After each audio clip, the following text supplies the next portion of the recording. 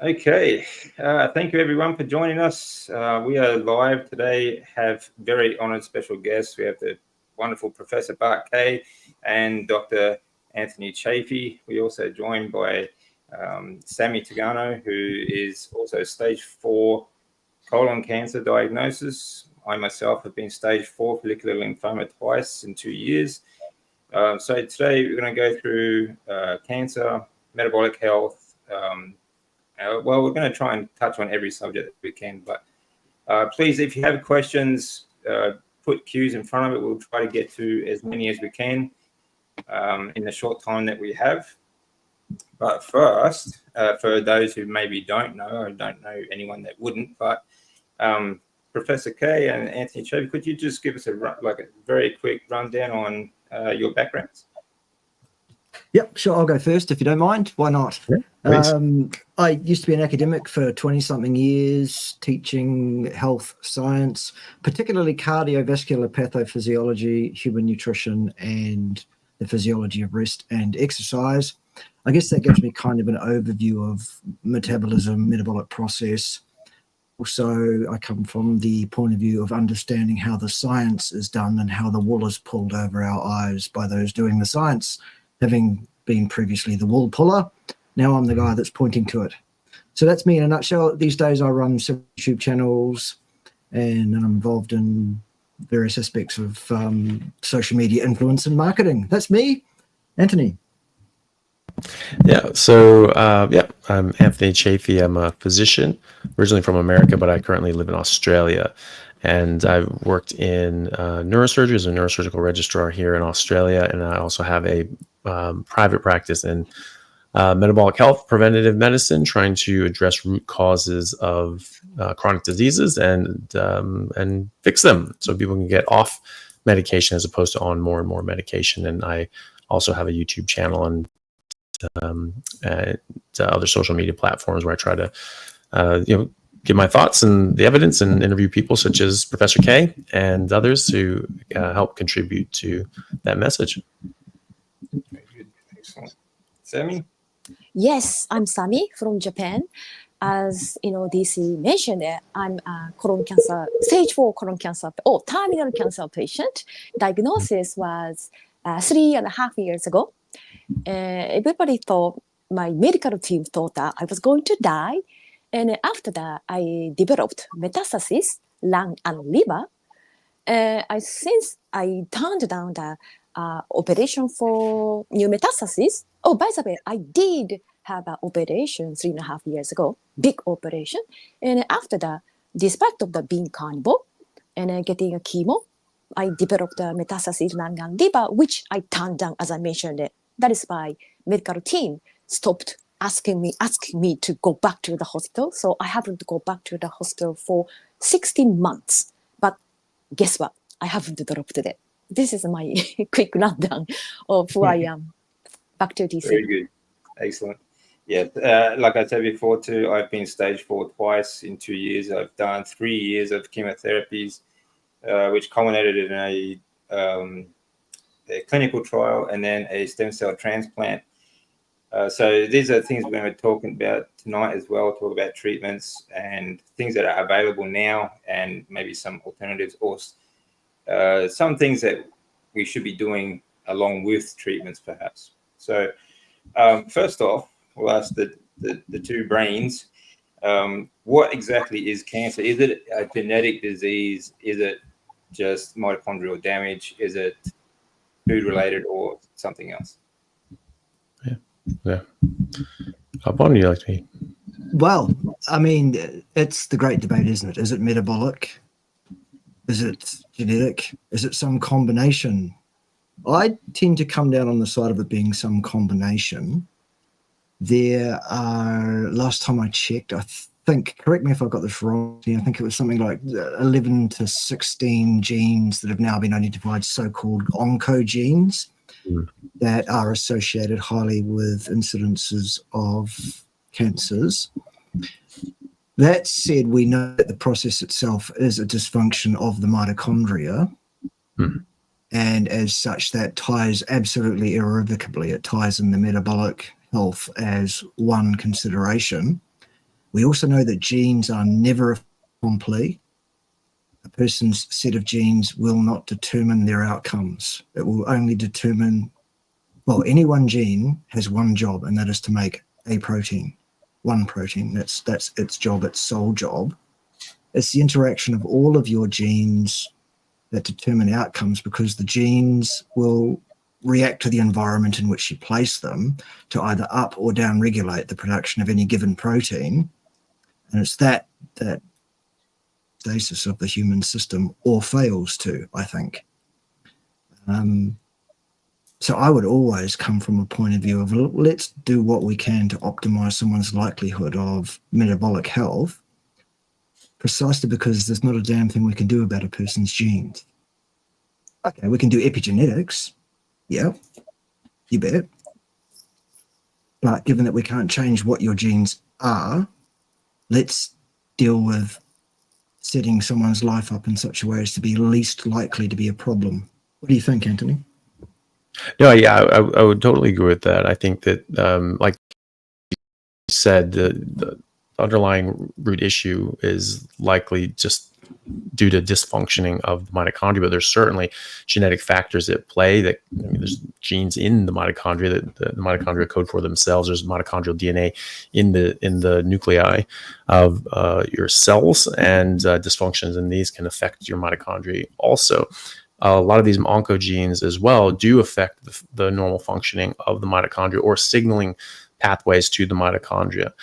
So if you have a damaged cell and your body says, okay, well, your cell says, okay, well, we need to cancel this. We need to go through apoptosis. It sends a signal to the mitochondria, which will action cell death.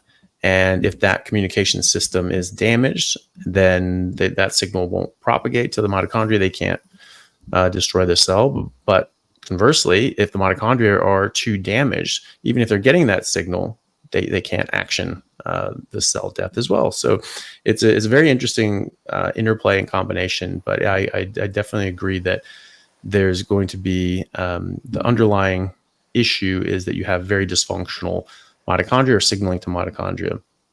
A very good demonstration of this, well, and some examples, is that there are, if you have a cancer, if you have a tumor, there are tumor cells in there that will have the various genetic changes. And that's what I was taught in medical school, was that you have a series of 8 genetic hallmark changes that once you get to step 8, you have all the pieces in play for metastatic cancer.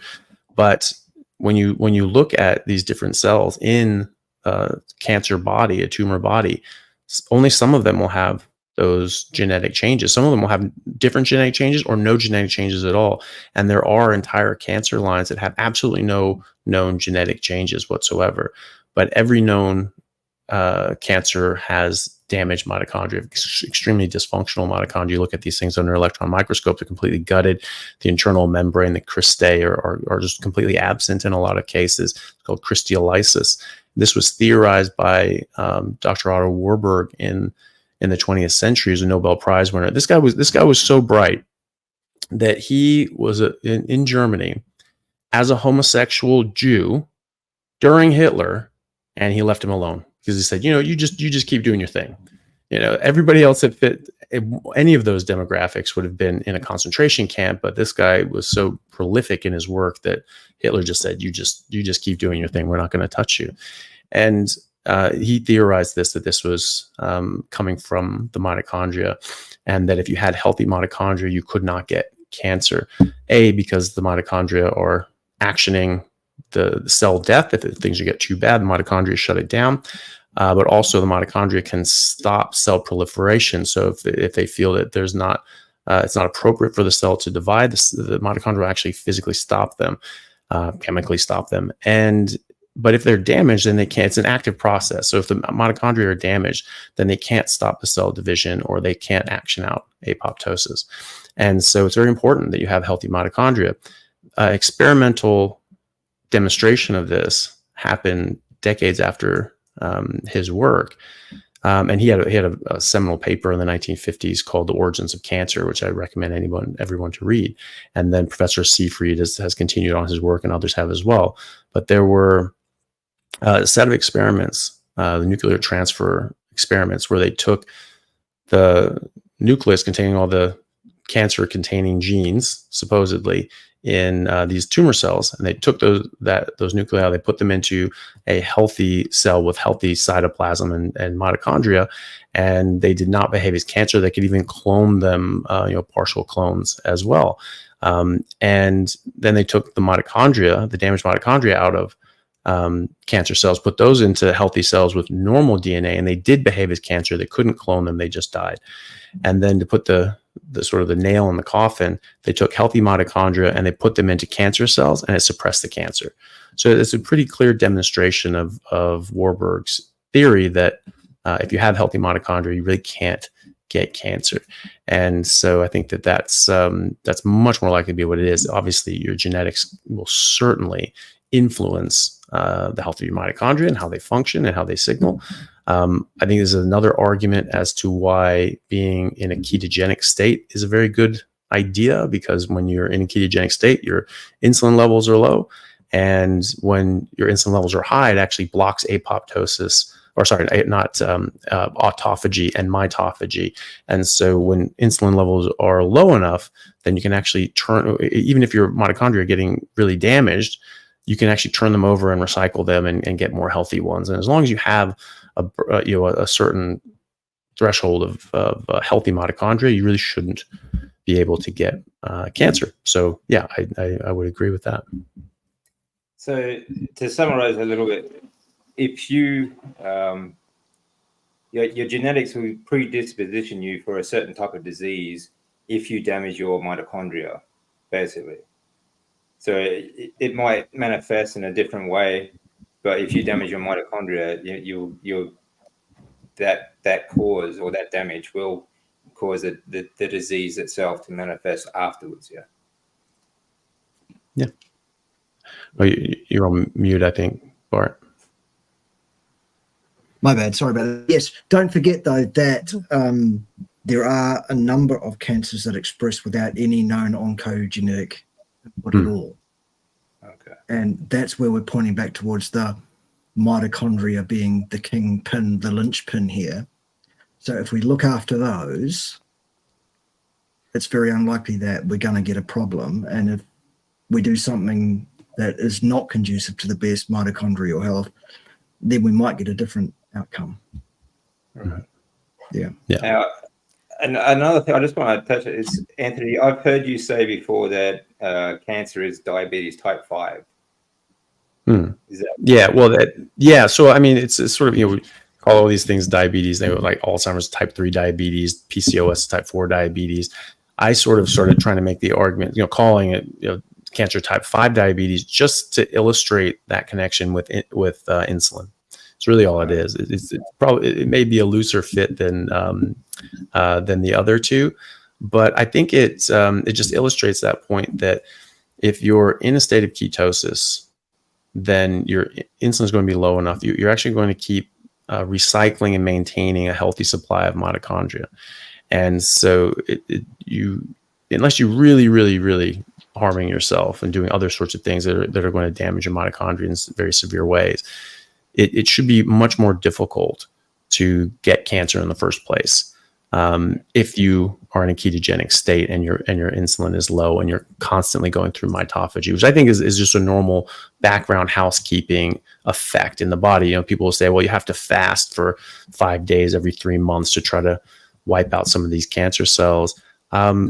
We know that you go through autophagy and mitophagy just by being in ketosis, just by having your insulin levels lower. And so I don't think it's because you're just starving yourself and you're just forcing your body into recycling different sorts of things, because you're not just taking them down and breaking them down for parts, you're actually rebuilding them. So it's an energy dependent process. And I think this is just a normal background housekeeping exercise that your body goes through. And so I sort of mentioned that. Yeah. So when you're talking about this ketogenic state, are you meaning like the post 72 hours ketogenic state where these people that chase ketones and have ketone meters and ask questions like, will this kick me out of ketosis? Those kind of people? No, or do you just mean that, like, if you're eating once a day and that's half an hour, if you take your time over your meal, Mhm. you're fasting 23 and a half hours. Mhm. Do you just mean the ketosis that should normally happen every day in between, your Yeah. meal and your next meal? Yeah. Okay. Yeah, just basically referring to lower levels of insulin.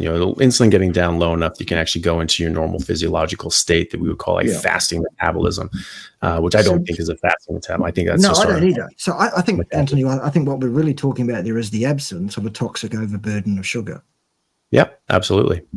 because that's Yeah. the thing that drives that and glutamine. Yeah. So Yeah, definitely. we take care of the main fuel source for cancer cells, glucose, by keeping it absolutely at gluconeogenic homeostatic set point by not feeding it to ourselves. We take care of glutamine as the other major fuel source.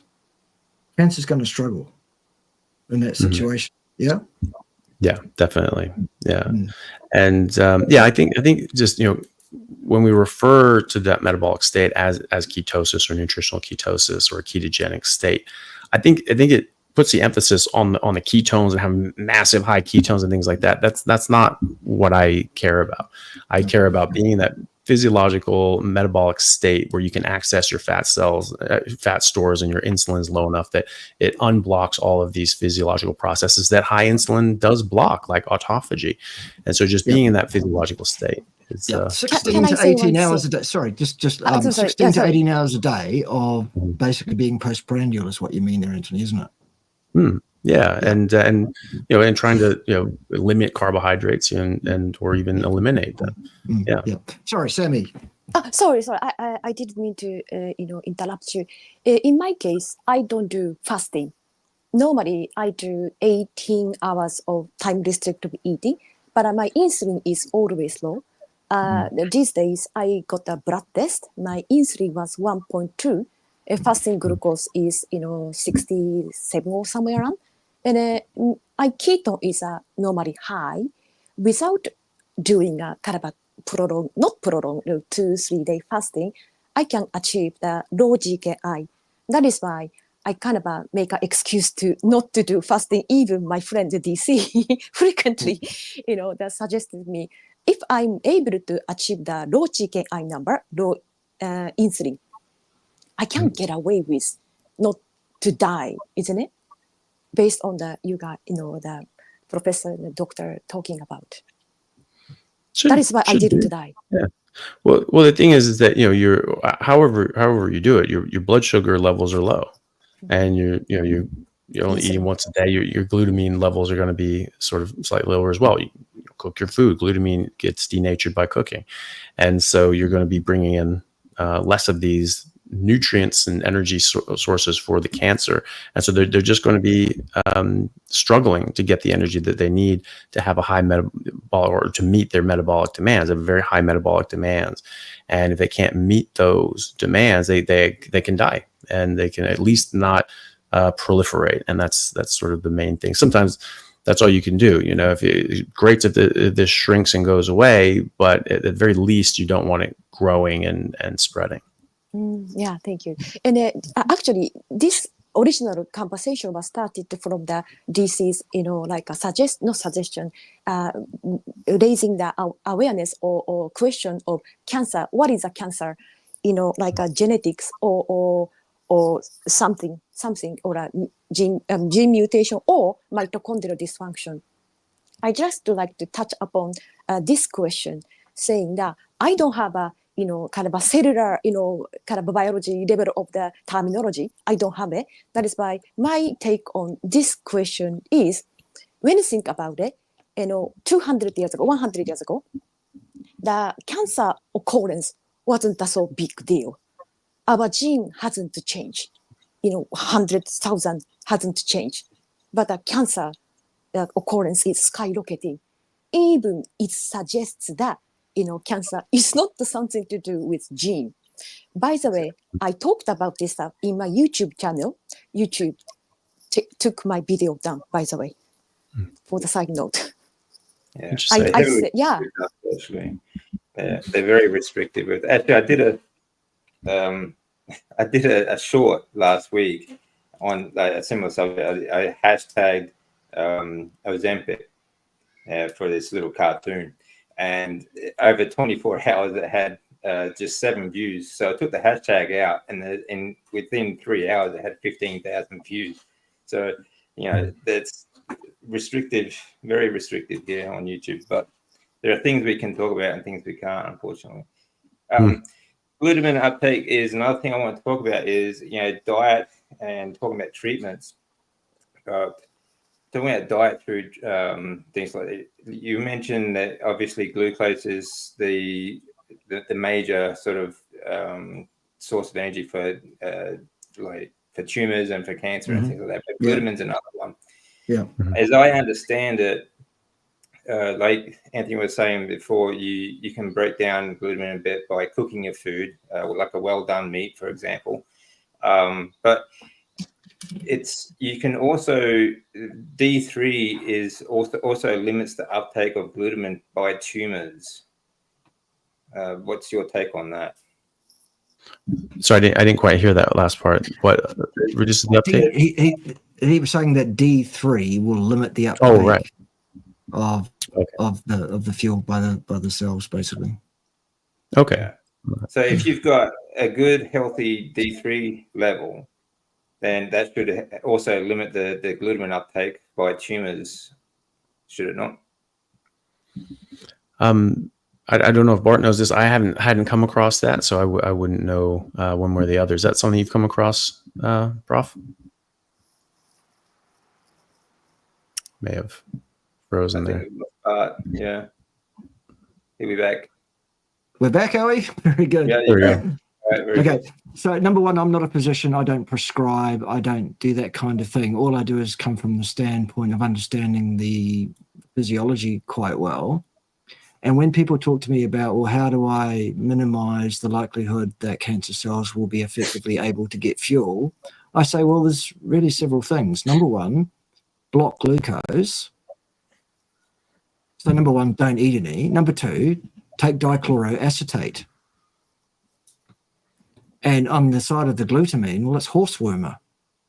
Is the answer. True. The thing we can't mention. Mm-hmm. There you go. Yeah, apparently, Yeah, so it's those two things that I would suggest to a person that they might consider. It's not a prescription and it's not medical advice. But a lot of my clients who come to me and say, I get a lot of clients that come to me and say, like, I've had a guts full of the allopathic community. They don't have the answers. And I say, well, maybe I don't either, but this is what I would do. There it is. Yeah. Yeah.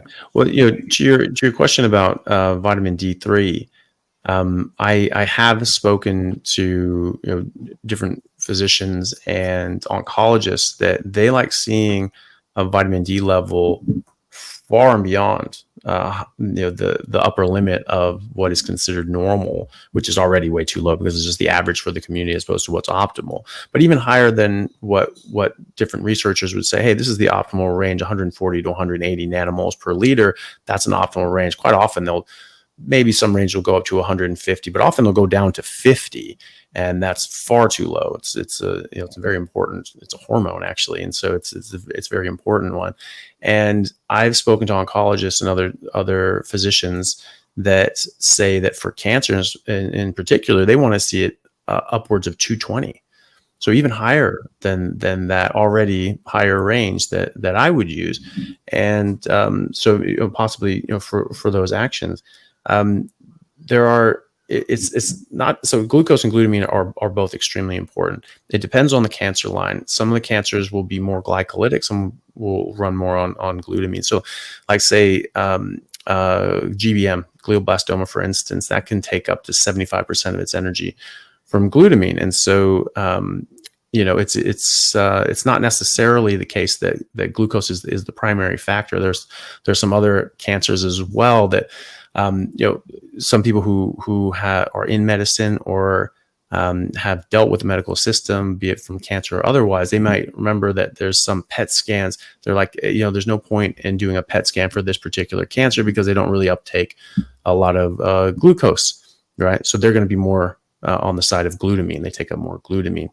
And so a PET scan is when you inject a radio-labeled glucose into someone, you do a scan, and you see where that glucose goes, and it lights up. And so some of these tumors won't actually take up all that much, just because the predominance of their energy supply comes from glutamine. But I also agree with Bart there as well. There are certain medications. Some people are you see these things on different forums. People saying that, well, cancer is actually just a parasite. It's actually from parasitic infection. Now, having looked at a lot of tumors under microscopes and being in a lot of pathology meetings for cancer, I can't, honestly say I've ever seen any parasites in there. Not to say that there aren't any, but I've never seen any, and I haven't ever heard of pathologists or anything like that saying, actually, we're seeing these little parasites in there. But one of the reasons that they think, okay, well, when people take anti-parasitic agents, it can help their cancer. And so it's just like, okay, well, that must mean that it's actually a parasite. Well, not necessarily, because parasites actually require a high amount of glutamine to run their physiological processes. So if you're attacking the same energy supply to both a parasite and a tumor, you're going to get similar results. You're going to get a death of the cells. And so it's very important to understand how these things work. It's the same thing as saying that ice cream sales cause sunburn, isn't it? Yeah, exactly. Yeah. So, and so understanding the physiology here is extremely helpful, and it can take you down hopefully very beneficial avenues of treatment. And all these things, these diet and lifestyle sort of interventions, they're entirely capable of doing this in conjunction with your normal treatment. Nobody here is saying that it's like, hey, don't go through allopathic medicine, don't get the surgery, and don't do any X, Y, and Z. Not saying that at all. These things can be done with it. If you change your diet, if you just make yourself healthier, then you're going to be healthier, and you're going to be able to weather the storm that is chemo and radiation and surgery, and come out stronger on the other side. I can't tell you how many patients that I've had that they've spoken to their oncologist, and they say, is there anything I can do? Is there anything, they're desperate to have some control in their life, because you feel very powerless when you get a terminal diagnosis like that, as I'm sure the two of you have experienced. And you say, okay, well, what can I do? Is there anything I can do? Can I change my diet? Do I stop drinking? What do I do? And oftentimes they're told, no, there's nothing you do. Just, drink, enjoy yourself, party, do whatever, and just enjoy the rest of your life. And what the oncologist is trying to say is to say, hey, look, you know what? You don't have any restrictions from me. It's not gonna harm your treatment, and so just enjoy yourself, because a lot of people will have very limited time left on earth. But what that tells a lot of the patients is, when they relay this to me, they said, well, my oncologist said, is there anything I can do? Is there anything I can change my diet? Can I do this? Can I do that? And they say, well, no, there's nothing I can do. So I guess there's nothing. And their head sinks every time, because they're just defeated. They're like, there's nothing you can do. This is out of your hands. It's out of your control. This is just, you're going to blow with the wind, and that's it.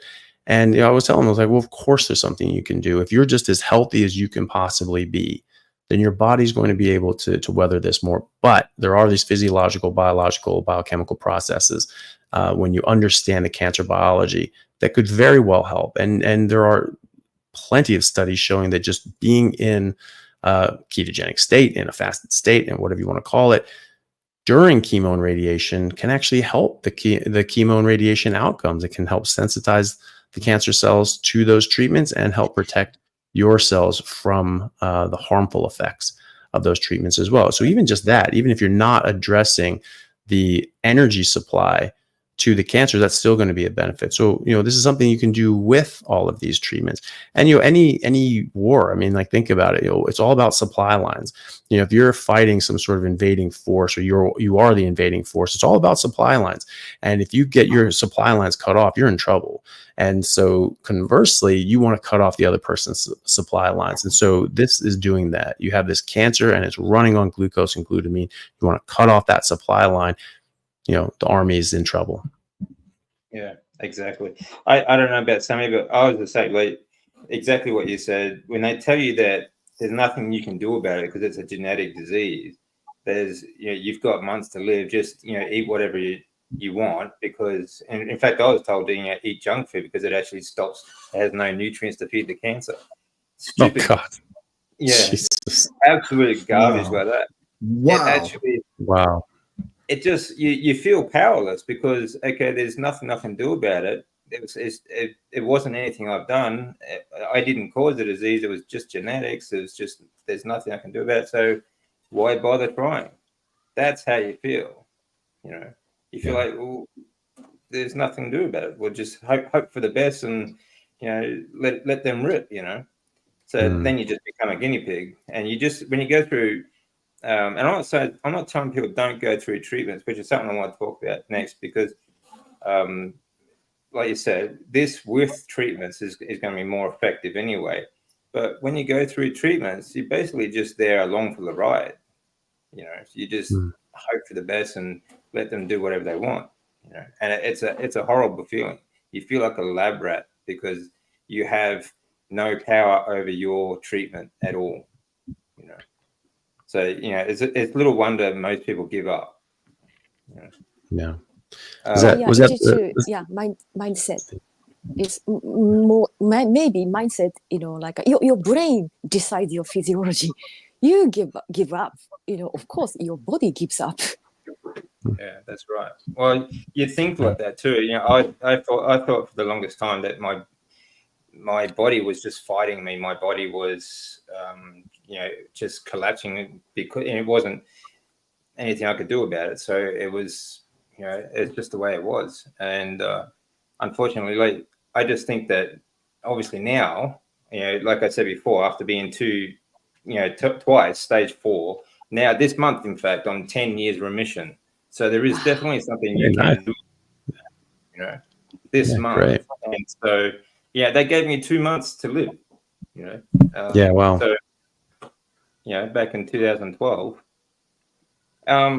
Okay, so I'll try and get a couple of questions just before we go into the next one, because I want to talk about treatments, the different types of treatments. Treatments have changed a bit too.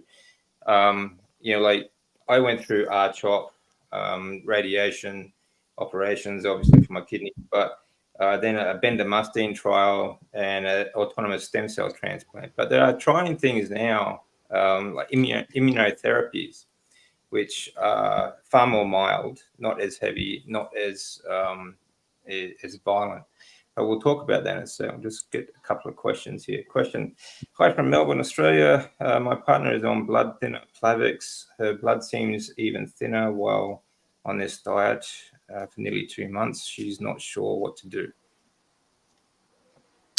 Well, I mean, obviously, we can't give direct medical advice. We don't know the entire story, but just speaking generally, it depends on what they're on the Plavix for, and it also is it's a question of why do they think that the Plavix is working overtime. Is there a particular reason that they're saying that? Is that an objective, bleeding time test that they've actually gotten longer and longer clot times, things like that?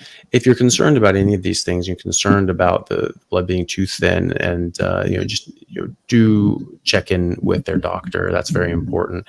And it could be that there's an underlying issue that maybe changing their diet has fixed, that maybe they don't necessarily need to be on the Plavix anymore.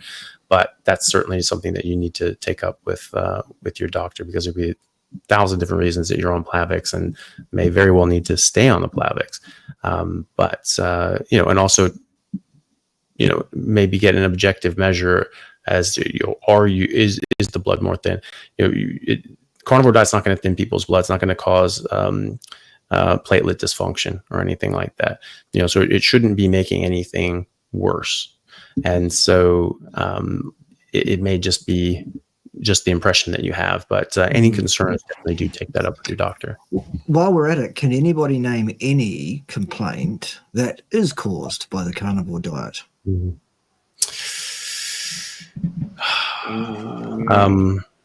Being too awesome. Yeah, making other people jealous of your health and there's I think beauty. that's the biggest complaint, is making other people jealous, I think, especially Yeah. vegans. But, Yeah. No, I'd absolutely agree with that too. We can't be giving out medical advice to folks. We can't be giving out, medication advices. Take this, don't take that. Go back to your primary healthcare provider and talk to them about what you need and what you don't need. Yeah. But also But take some control in your situation and your relationship with your physician. Don't go in there as all meek and mild and yes doctor, because that's not a good idea. that's a good point. A lot of people don't understand too that when you are talking to your doctor, you are the one that is in control. You are basically the customer. If you're not happy with their service, then you can fire them. You can go to other doctors.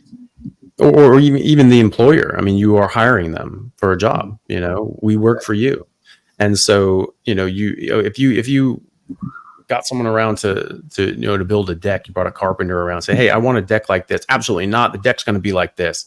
It's like, yeah, but I don't want it like that. Is there a particular reason? No, it's just got to be like this. I'm like, all right, how about you F off? I don't want that deck, and yeah, it's like, you're going to get this deck and it's going to cost 5 times more than you want it to. It's like, how about you just, go away? Safe and effective is this deck. Safe and effective. Exactly. The one you have to have. Just because they're wearing a white coat doesn't mean they know or they have all the answers. Don't be afraid. I mean, honestly, I've stood up and walked out in the middle of a consultation. Do not take their word for gospel. So. Yeah, well, it's you're getting advice. I mean, the thing is, think about the advice that you got from an oncologist, which was eat junk food because it doesn't have nutrients in it, and that will have no nutrients for the cancer. Well, it doesn't have nutrients for you either, champ, or your immune system that is fighting the cancer. So what in God's name are you talking about? And so the thing is that people give their opinion. They generally try to do their best, but people are fallible. There was a very famous address to a graduating class at Harvard Medical School, or so the story goes, back in the 30s, that said, half of what you've all learned here at Harvard is going to turn out to be wrong, but no one's going to tell you which half, because no one knows. We all thought this was right, but it's going to turn out to be wrong. You have to figure that out. You have to keep learning and studying and experimenting yourselves to figure out what the hell's going on.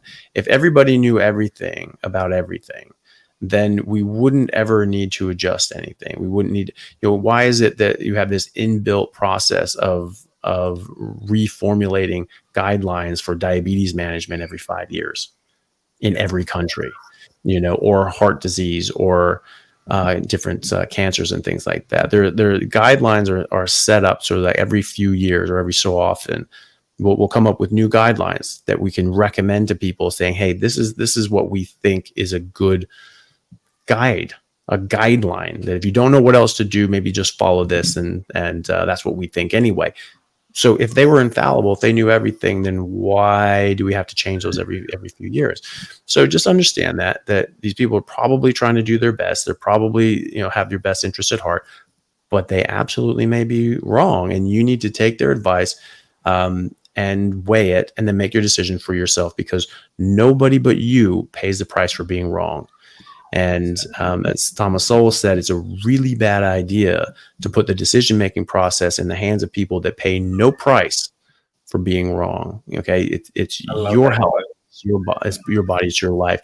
You're the ultimate person that has to make that decision. And if something just doesn't sit right with you, and you're like, look, I don't feel safe doing this, then you shouldn't do it.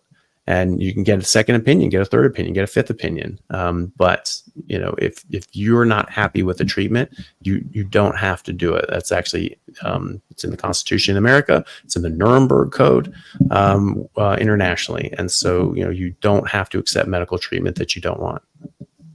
Yeah, yeah. I don't know if we should be actually saying that, but YouTube doesn't like that idea. But as long as you don't mention anything in particular, you're okay. Yeah. Well, you're speaking in generality. These are laws that people that are refusing to follow these days anyway. Okay, raw carnivore versus cooked. Thoughts? Thanks. I just come from the point of view that, you are going to denature certain enzymes and nutrients. You're going to lose taurine, you're going to lose glutamine, you're going to lose other sorts of things. But the argument is that, some things are going to get broken down. You can, slow cooking, brisket, for instance, you're gonna break down that collagen after 132 degrees Fahrenheit. You're gonna start breaking that down. That's gonna be more accessible and bioavailable. We've been, according to the fossil record, and people who know more about it than I do, we've been cooking for about 1.6 million years that we know of.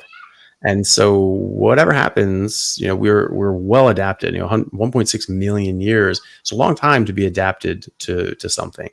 And so I think that whatever happens when we cook meat is something that we've gotten well used to. I think that it probably conferred a survival advantage, probably due to killing parasites. You're cooking this meat, is taking out parasites in the wild game. And so I'm happy with people just eating whatever makes them feel the best. If people like raw and it's not contaminated, and you have a safe source of meat, go for it. I know plenty of people that do that and swear by it, and other people that really don't like even medium rare meat, which is blasphemy in my mind, but that's what they prefer, and they like well done meat, and they're doing great. My fiance is one of them. Me personally, my tastes have just run to, I like to sear the outside and keep it blue in the middle. So I'm basically eating raw with a seared outside, and that's just my preference. And but yeah, good to hear what Bart thinks. Yeah, look, I agree absolutely with all of that. Do what works for you. I, for many years, was eating quite well done meat exclusively, and I was fine on that. And recently I've expanded my horizons. I'm having it less and less cooked. I'm enjoying that. Health-wise, I don't think it's any different for me in terms of my affect, how I face the world and whatever else. It's just, I'm kind of going with my instinct, my body tells me it wants that. I'm going to, it's fine. And if tomorrow I feel like having a well-done steak, well, I will. And I don't think that's a major problem. So or brisket, some slow cooked, something that, and those taste amazing. I like having those as well.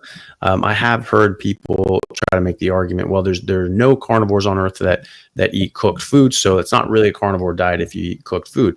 But again, we have been cooking meat for 1.6 million years, and so and there's no herbivore that cooks their broccoli either. So it's not really applicable. And there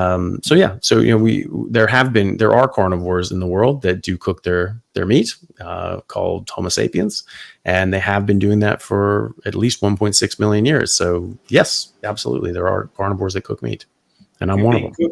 We've been cooking meat since we've first started playing with fire. Simple as that. Yeah. And cavemen have been used fire. Cavemen cooked. So it's not. But one thing I think that expectation can be culture. In Japan, we tend to appreciate the raw fish. Fish can be in carnivore food. That is why, if you have a culture which kind of encourage you to eat raw fish, raw meat, raw eggs like we do, we kind of accept that as it is, as a raw carnivore, if we will. It depends, I think. Yeah. In Japan, actually, you can get raw beef and raw horse meat too. If you certain sushi bars and things like that too. Yeah, so, we do. Yeah. We do eat raw. Yeah, we've had that. I've had that before in Japan. It's great actually. So it's okay. So, good afternoon, Dr. Chaffee. Could you please briefly touch on carnivore while enduring neutropenia at a time at any time in the future?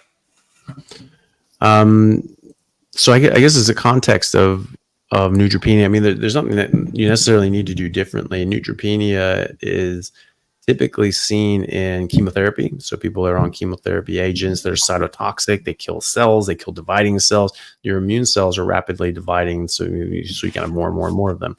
And neutrophils are no different. And so sometimes when people are on chemo radiation, they can deplete their neutrophils, and that's obviously very dangerous because you can get neutropenic sepsis, you can get very, very sick, you can't fight off even basic infections.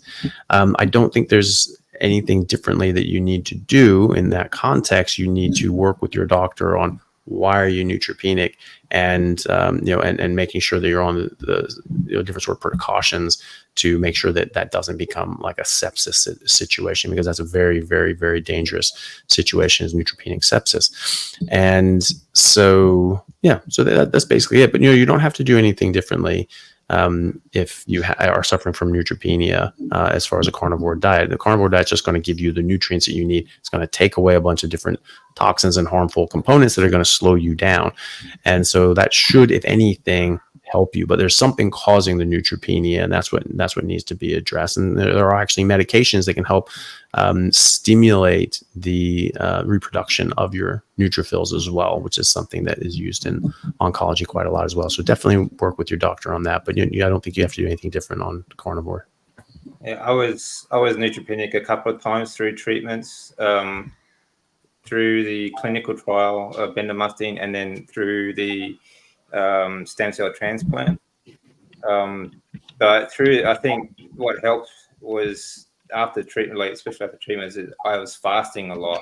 I was on medications to help me regenerate neutrophils, but I think fasting really helped as well. So just one thing that I did anyway.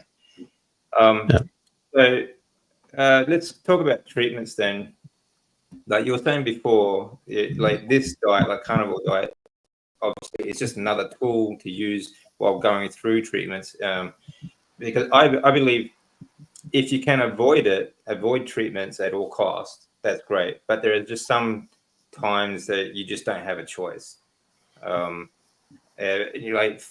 Like with my situation, I know someone else going through this sort of situation at the moment. They're stage 4, and their chemotherapy hasn't, or the treatment that they've been using hasn't stopped the growth. And that was the same for my situation. The clinical trial did nothing to stop the cancer growth or the tumor growth. That's why we did the transplant as a last resort. So at the moment, what kind of treatments are there available for people going through, who are diagnosed with cancer, and how will this diet actually help them get through it?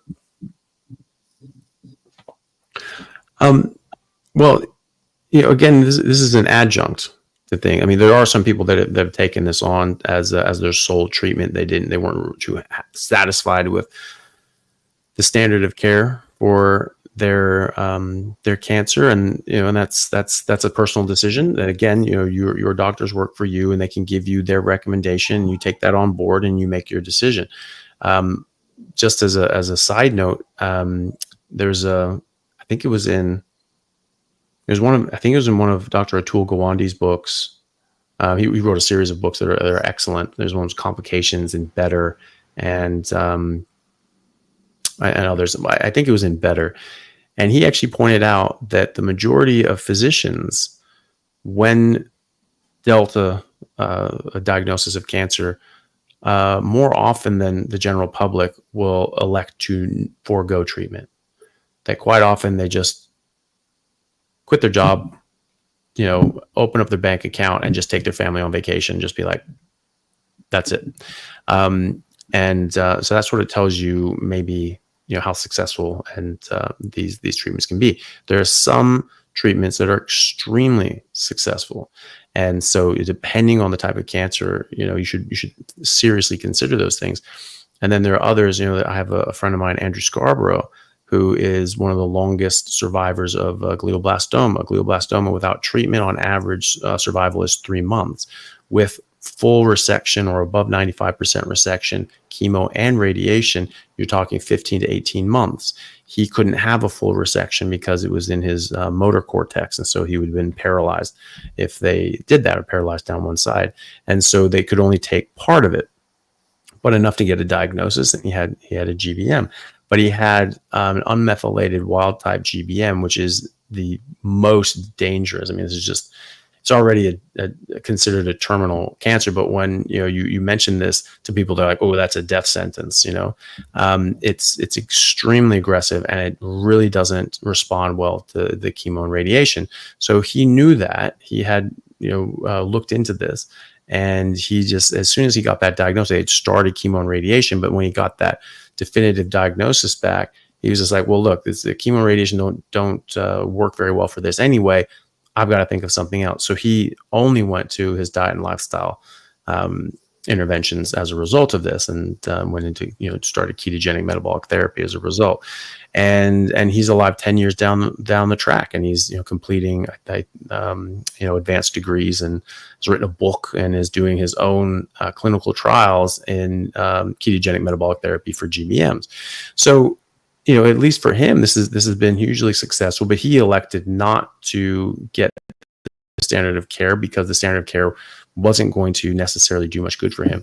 There are other treatments and for other cancers that are extremely beneficial, and especially if you catch it early enough, this is something that people should seriously consider.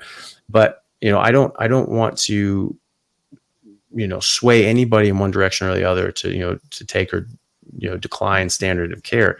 I just want people to understand that the dietary interventions can and should, in my opinion, be done regardless. So whether you elect to have standard of care, you should be being as healthy as you possibly can be, and cutting off the supply lines to these cancers.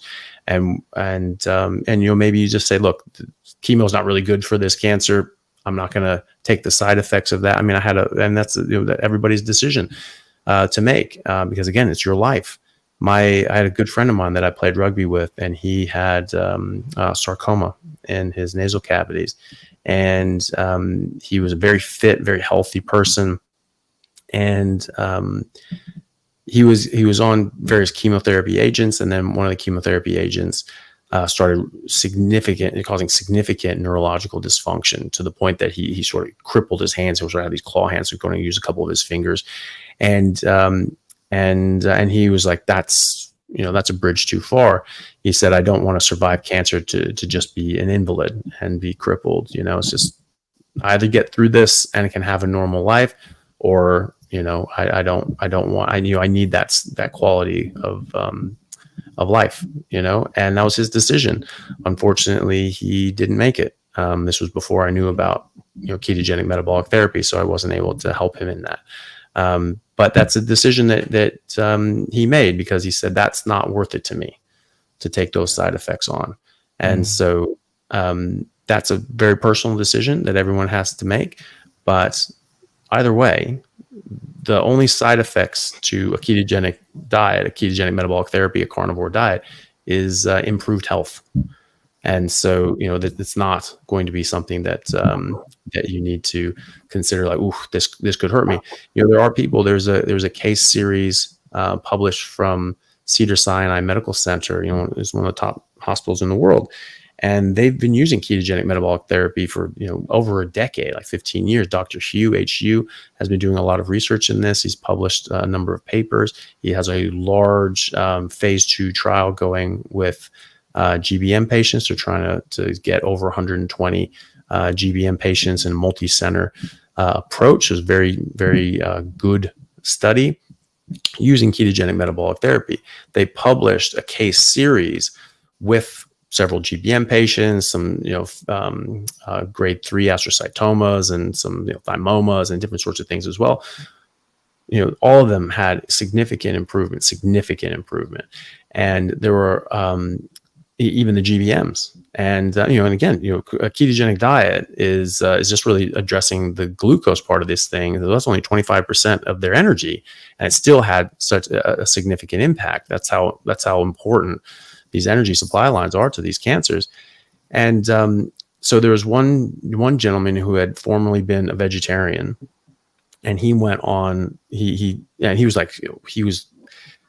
done resection and chemo, then radiation. It came back, he had a re-resection, another debulking, some more chemo. Then he went on Avastin, which is really nasty stuff that just cuts you off. There's no more surgeries after that, because the brain is so friable at that point, they'll just bleed out. You can't operate on them. So it really is the last line treatment. It's just like, basically you maybe get another couple of months, but it's just, you're basically hanging up your hat at that point when you go into Avastin. So he had done all that. And then they said, okay, well, you could just try not eating carbs. Right. And so he went on that and he tried that. And so this is, fourth line treatment for all of these guys, and they all improved. And so he had a significant improvement. He had severe neurological compromise and deficits. And on MRI, his tumor was shrinking, and he got a return of his neurological functions. One guy was able, lost the ability to read. Now he could read again, these sorts of things. So the vegetarian guy had all this improvement, was more physically able, was going out dancing again, was able to do all these things and enjoy his life again. And the tumor was shrinking. And he was doing this for, well over a year. Tumors, shrinking. He's doing great. And then he just said, you know what? I don't really like this lifestyle. I want to go back to my old lifestyle of being a vegetarian. And unfortunately, it came back with a vengeance, and he died shortly thereafter, or within the year anyway. And so, it's just a decision you have to make. But it's but you can do this on your own. You don't need to do this with or without chemo or radiation. This can be done all on its own. And we can do this now, even without cancer, to hopefully try to prevent that cancer by, being as healthy as we can, turning over our cells, turning over our mitochondria, and not forming the cancer in the first place. Yeah, absolutely. Can I say one thing? I'm sorry. Yeah. Sometimes I post my thoughts on the decision. You're going to turn down the chemo, turn down the operation, turn down the radiation. I always say this. The carnivore is not the panacea or everything, goes away. Not that stuff. You should deeply take into the consideration of the accepting the modern medicine. Modern medicine is not that dumb. They have a time and place. Maybe you need a surgical removal. Maybe you need some level of the chemos. I don't know the chemo all about, but you might need some medical intervention from medicine. That is why, sometimes I have to mention this stuff. I happen to be the person who denies the medical approach because I couldn't establish the good relationship with them. I wish I could. Yeah. Sorry, I wanted to mention that. You're right. I think it doesn't matter what you choose. There's always an element of risk. And what you're the one that has to live with the consequences. I don't want to tell anyone like that. I mean, I had some pretty bad experiences with chemotherapy. I did 3 solid years of it. So not many people actually do survive that much but that doesn't mean that everyone's going to have the same effect. And yes, people, when they say they die from cancer or complications due to cancer sort of thing, I think chemotherapy does kill a lot of people. Even Professor Seifert said, even a broken watch is right twice a day sort of thing, But every now and then it does work. But you want to give yourself the best chance possible. If you do go through treatments, like chemotherapy treatments, for example, this diet, I think, is going to give you the best chance possible of surviving and recovering.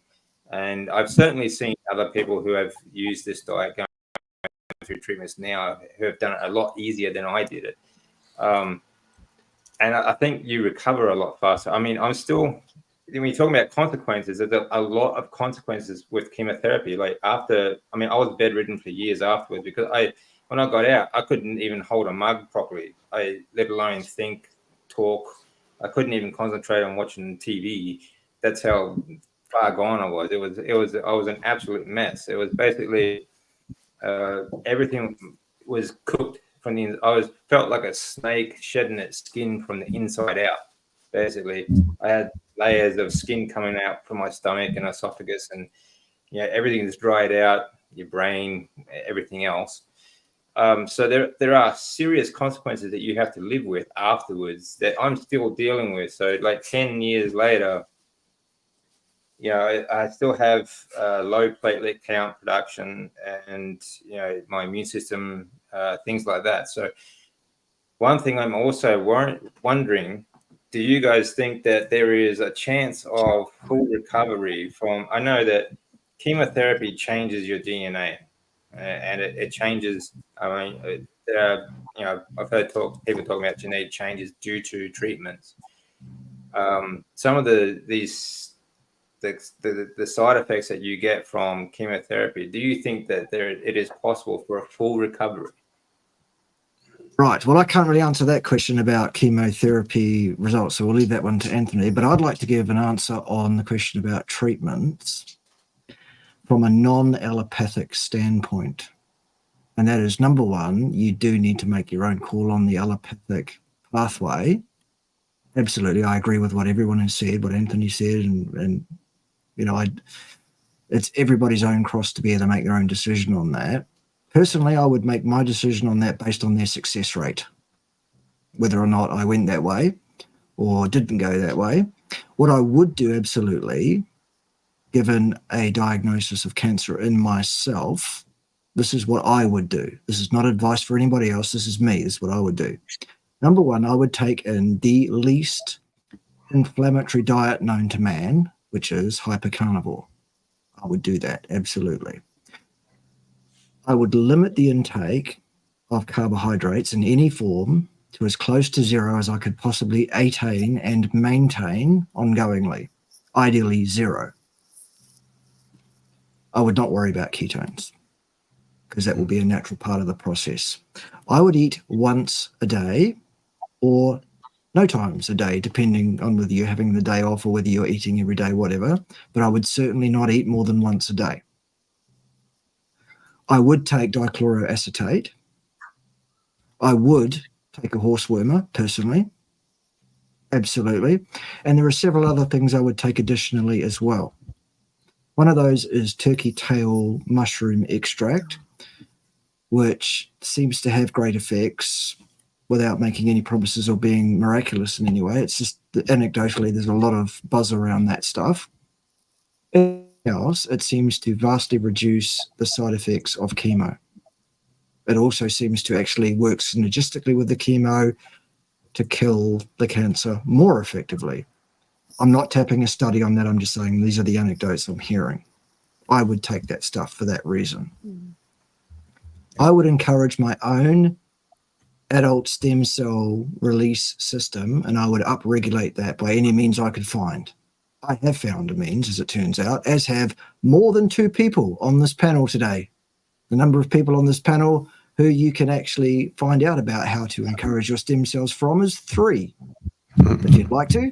So take your pick of any of those 3 people, pretty much. I would absolutely do that.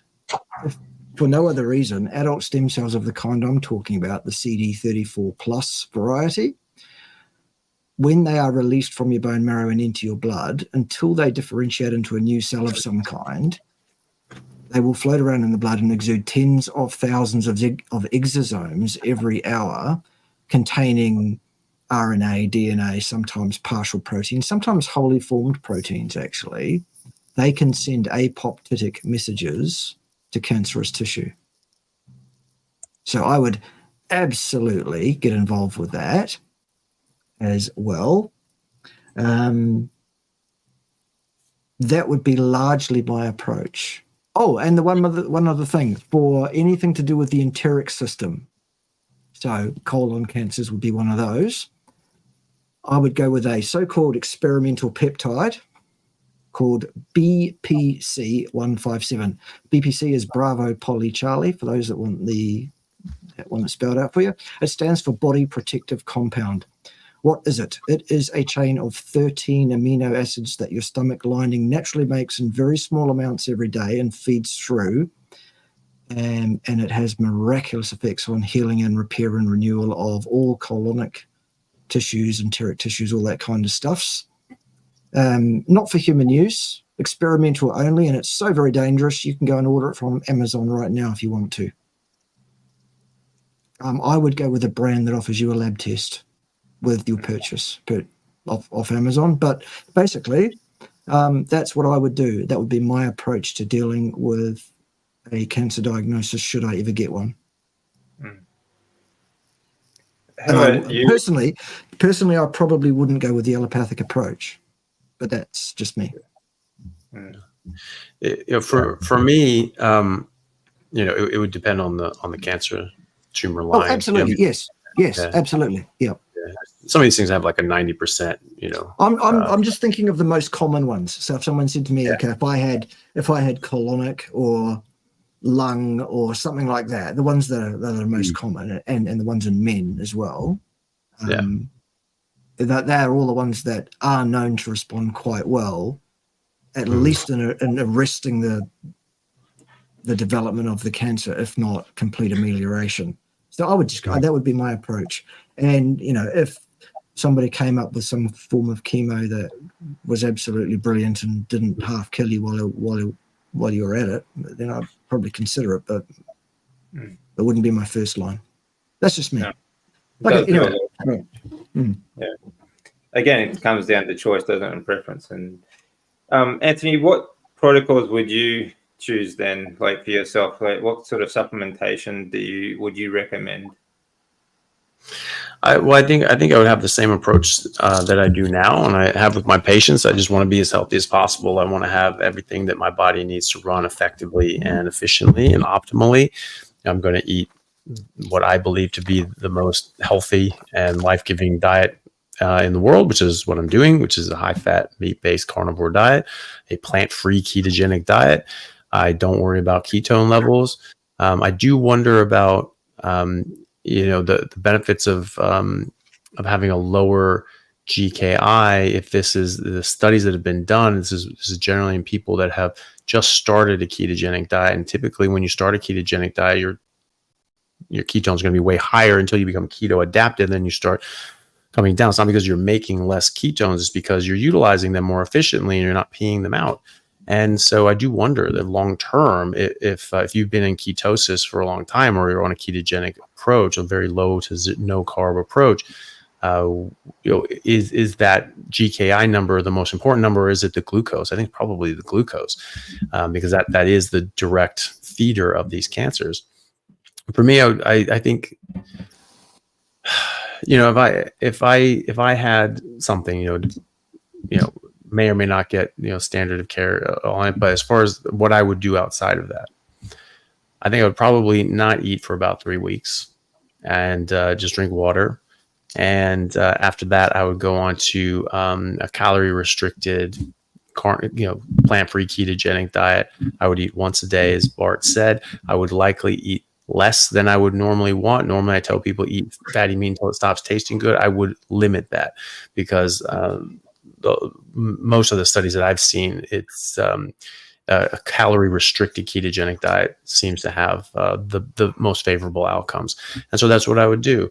I would try to ensure that I would sort of be in the best position I can. I would probably have periods of fasting. There are people like Zofia Clemens, who runs Paleomedicina in Hungary, and she's been treating cancers and other sorts of things for 15 years now.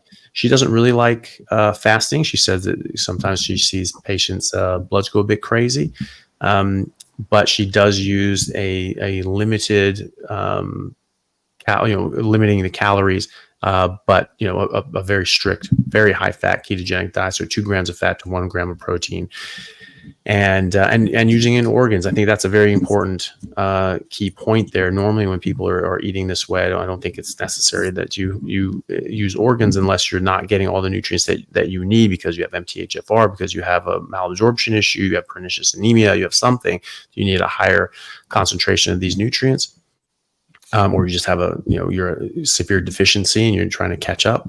But if you're limiting the amount of energy that you're bringing into your body, you still need the same amount of nutrients. You still need the same amount of vitamins and minerals that you require to run your body. And that's where organs come in. So I would probably include liver, kidney, heart every day, at least to a small degree. Limit the amount that I ate. Maybe have periods where I didn't eat at all, just drank water, and in order to not lose too much weight and lose lean body mass, I would have periods of refeeding. So once a week or once every couple of weeks, I would refeed for a couple of days and eat to my body's desire, and so I wasn't losing too much weight. And that's probably my approach. If I was unhappy with my blood sugar, I might think about something like metformin with the consideration that it's going to block out B12 absorption, and that can cause its own problems. And so I would probably supplement with sublingual B12 on top of that. But I don't think that I would necessarily need the metformin anyway.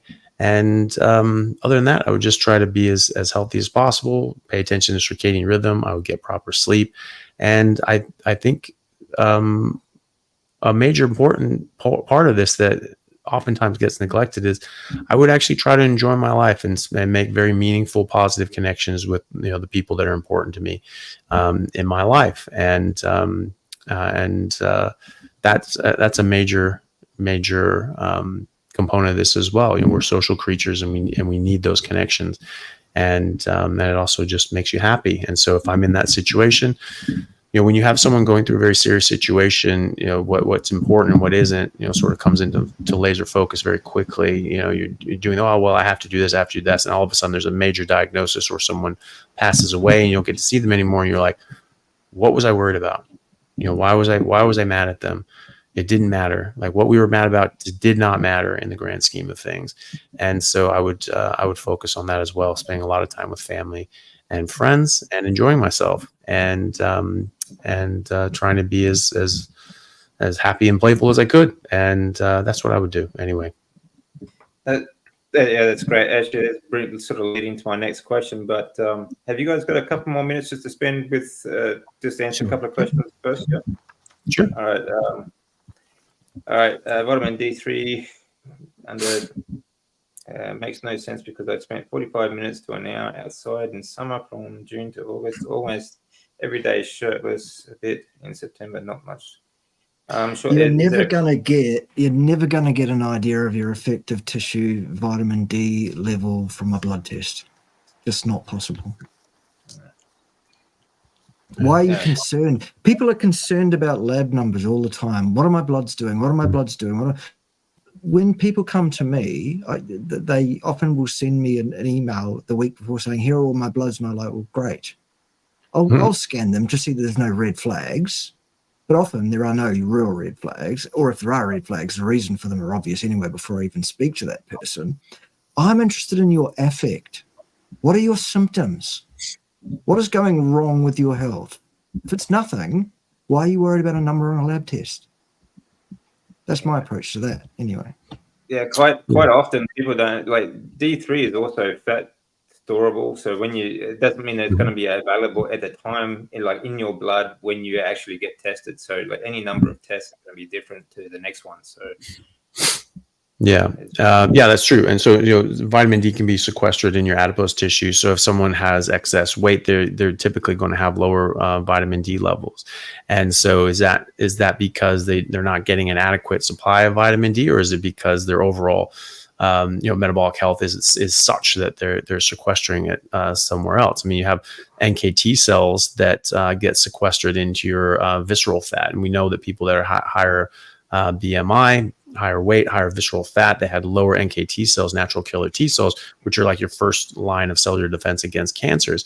And so now actually Trinity College in Dublin, who I played rugby for when I was at the Royal College of Surgeons, they actually published a paper last year showing that they actually figured out the mechanism. There's actually the adipose adipocytes in the abdomen are just slightly different than the fat tissue in other parts, and they have the capability of binding and sequestering NKT cells. And so actually losing that visceral fat actually releases these NKT cells out, and as a result, you get better outcomes with cancer and lower rates of cancer when you get rid of your visceral fat. So same things with vitamin D. My friend Dr. Paul Mason argues that vitamin D is not necessarily important. Like Bart said, you don't necessarily need this to be massively high.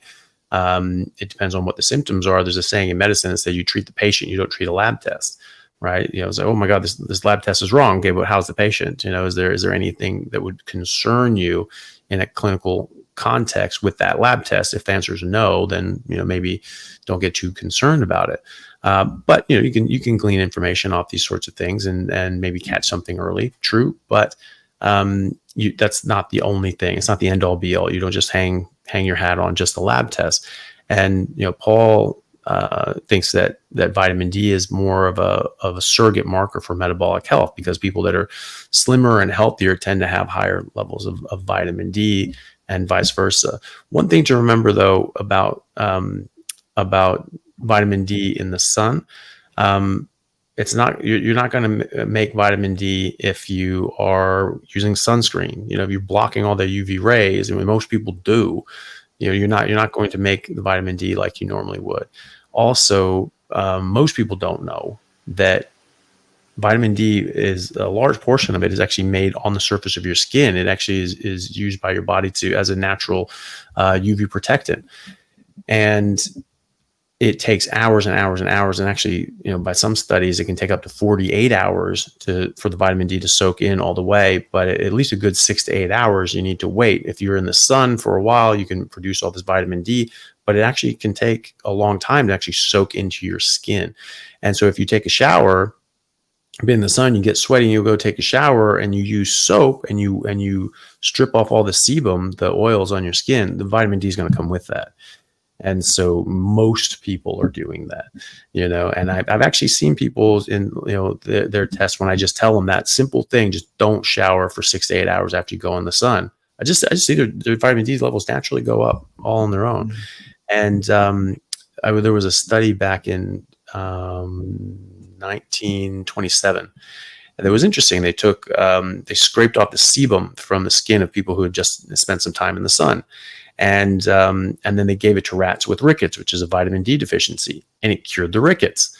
So this is something that we've known for a long time. It actually is on the surface of your skin, and so just be mindful of that. Don't wear sunscreen. Obviously, you need to still protect yourself. Don't get too burned. People that are carnivore typically don't burn nearly as easily. You can still get red, but it typically won't peel. It'll just turn into a tan. But anybody can hurt themselves by overdoing it, so just be careful with that. But if you want vitamin D in your life from the sun, then you don't want to wear sunscreen, and you need to leave it there for at least 6 to 8 hours to soak in. And also, if vitamin D3 is important to you, you probably ought to avoid taking an HMG coenzyme A reductase inhibitor. I wouldn't do that. Statins. Yep. Very true. Another good thing to remember too is D3 is a hormone that is produced in cholesterol, so don't be afraid of cholesterol. Right? Yeah. That's what I was alluding to when I said don't take that drug. If you take vitamin D supplement D3 a lot, that's gonna offset the lack of vitamin D synthesis from the sunlight. Well, go for it.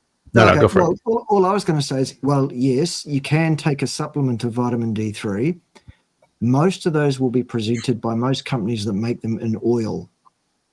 Yes. Mostly that oil will be rancid, even the good brands.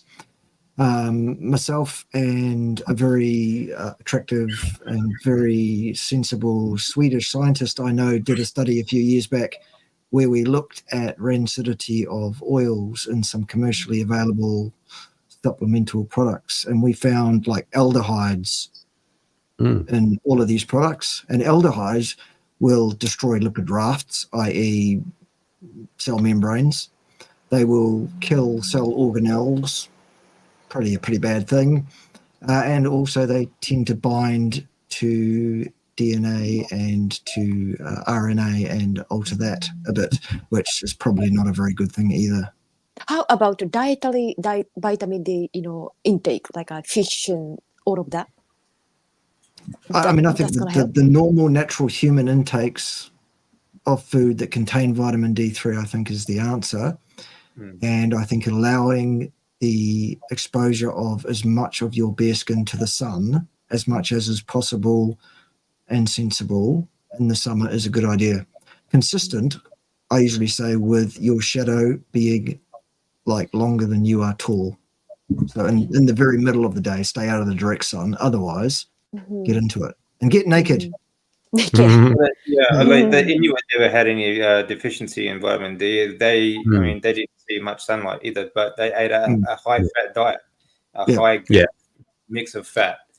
So, and a high fat diet, a high animal fat diet, obviously, that of animals that ate their own natural food, because that's how the food chain works from the bottom to the top. The animals have to eat what they're supposed to eat, and so they can get the nutrients that they need. And so, sometimes the quality of your food and the quality of the, of the food fed to your food is going to affect those nutrients and the vitamin D levels and things like that. Grass-fed butter is a good one. Yeah. That's another reason I don't recommend people stick. I think people should stick more to the ruminant animals over the monogastric animals because of the food that they are being fed. Here's a IBS question. I was just going to say one more thing on the vitamin D. Just one more thing. Something I learned earlier this year as well from a friend of mine, Dr. Isabella Cooper, who's a researcher over in the UK, and she actually told me that the vitamin D3 supplements that we find in stores are actually chemically different than the vitamin D that we make or that comes in animal fats. And it works differently chemically in your body. It's not as hydrophilic, so it can't be transported through your body as easily, and it has other sorts of issues there, which is very interesting to me. When you talk about, it just doesn't make any sense. I mean, like why are we taking vitamin D? Why are we making vitamin D that's not the right kind? It's not the right chemical structure, and so that's another thing too. It is that, and this could be part of why the studies on vitamin D supplementation to get you up to what we consider, hey, these people are really healthy, have this big high vitamin D level. Let's supplement you up and see if you get the same effects. It's been pretty underwhelming. I haven't really seen the same benefits, health benefits. And that could be why. It could be the wrong vitamin D and not actually doing what it's supposed to do. Yeah, that's something I tell people too, is if you want to supplement vitamin D3, eat more fat. Get it naturally, because that's going to be a much, like you said, it's just a completely different currency that your body is not used to processing. I'll let you guys answer this one, but I just want to say, for IBS, especially after my when I finished treatments, I had no lining for my stomach and my digestive tract. It was all gone, layers and layers of skin just gone. So I had really quite severe IBS. The best thing that worked for me, if you're having trouble, was sauerkraut. It was the cheapest, and it just leveled me out. I went from 10 times a day to once a day, which really started, obviously, because when you go to the toilet that often, you're not getting any nutrients from your diet either. So that really was a very big turning point for me. But what's your guys' take on this one? Well, I think this sort of rolls into what we were talking about before with vitamin D supplementation, which is, I think, consensus is probably try to get it from natural sources. Try to get this, from the sun when you can. Obviously, you're in New York, so you're in a latitude where about 9 months out of the year, you're probably not going to get enough UVB light. It's going to be at a pretty oblique angle. So you're not going to get much from the sun that way. So it's very important to have high quality food. And so, grass-fed butter, grass-fed beef fat, tallow, those sorts of things are going to be your best bets, and probably don't need the supplement side of things. Yeah. If you feel relatively well, you are not vitamin D3 deficient, in effect. It is not possible to feel you are, in effect, deficient in that. Yeah. So again, let's not get hung up on the number, because those numbers, they tell you that here's your target for vitamin D3. That's based on a bell-shaped curve on a general population. Yeah. To say the average level is a good level. Mm-hmm. Yeah. Your mileage is your mileage. What is the effect? How do you feel? Okay, so this has been fantastic. But just the last question, guys. I know it's not just about diet and treatment and things like that. What lifestyle hacks or what lifestyle changes do you recommend, or would you recommend for someone being diagnosed with cancer? Right. The stuff other than that was already mentioned for me would be, I would ground electrically as often as you possibly can. It sounds like crystal waving woo-woo. It sounds crazy. When someone said to me, you should ground electrically, I said, for goodness sake, I'm a scientist, was my response. And that person had the gumption to say to me, well, if you are a scientist, you'll check out whether there's any science behind what I've just said then, won't you? And that was, you got me. I was just reacting out of pomp, actually. So I went and checked. And yes, the answer is you should ground yourself electrically as often as you can for as much of the time as you can. Somebody else suggested to me I should block blue light from my eyes after the sun goes down. Yeah. Which, when I'm not doing something like what I'm doing right now, doing a live stream and it's after dark and I haven't put them on, okay, when I get off here, I'm going to put them on. Yeah. Because it does, it affects your melanopsin sensors and affects your circadian rhythm, which affects your inflammasome and your endocrine system and your hormonal systems and everything else. And what we do know is at the end of the day, one of the things we need to start cancer is inflammation. So let's just deal with that. So for me, we've got the right diet is number one in importance. Number two in importance is, for me, is to encourage your adult stem cell system. And as I said earlier, there are 3 people on the panel today you can ask about that, and they'll point you in the right direction. Any 3.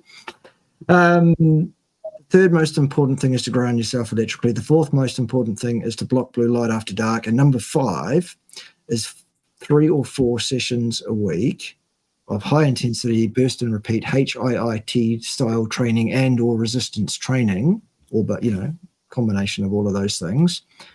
The key word being short session, 45 minutes total session time at the top end of your intensity, which is relative to you, by the way. It's not a competition with anybody else. I think those are the 5 things that are most important for a person to undertake to reduce their chronic inflammatory overburden. And those are the top 5 that I always say. That's my mantra when I'm talking to people all the time.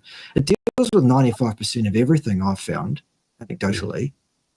And everyone says, oh, what about this? What about that? What about ice baths? What about infrared saunas? What about standing on one leg in the corner or singing God Save the Queen or whatever it is?